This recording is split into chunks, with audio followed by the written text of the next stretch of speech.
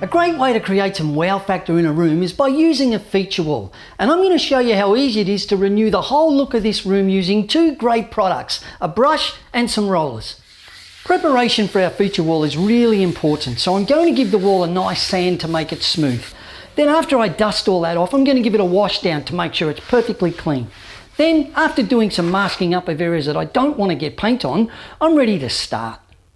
Our wall at the moment looks like a patchwork quilt, and I want to fix that, and I'm using an on-trend colour which is strong and vibrant and is going to create a dramatic effect. Having said that, I need to be conscious to use a quality brush and roller because I don't want to see brush marks or roller marks. Now, because this wall's got lots of little alcoves, I'm going to treat them first before I do the main wall, and that's simply a matter of cutting in and rolling while the paint is still wet. Now with this alcove, there's lots of little wall areas, so the best thing you can do is use a quality mini roller to do your rolling.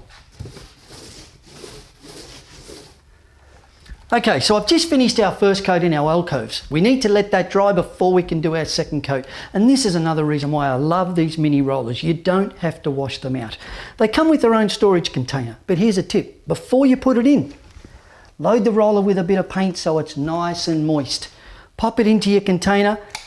Famous little click off handle, you don't have to touch it. Shut the lid and that'll be okay until you're ready to do your second coat.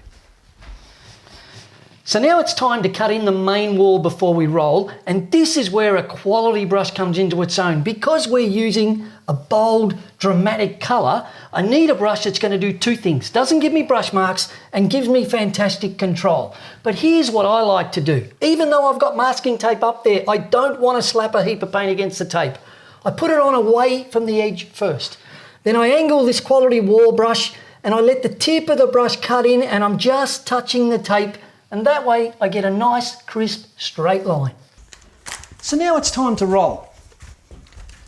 Normally when I roll the walls, I'll use a 12mm nap wall and ceiling roller, but because we've got such a strong dark colour and I'd like to see a smoother finish with less stipple, I'm using a 9mm nap roller today.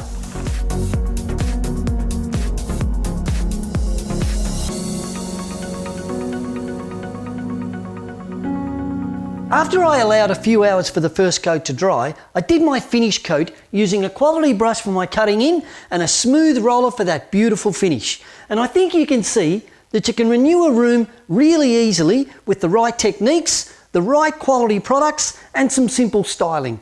Looks sensational.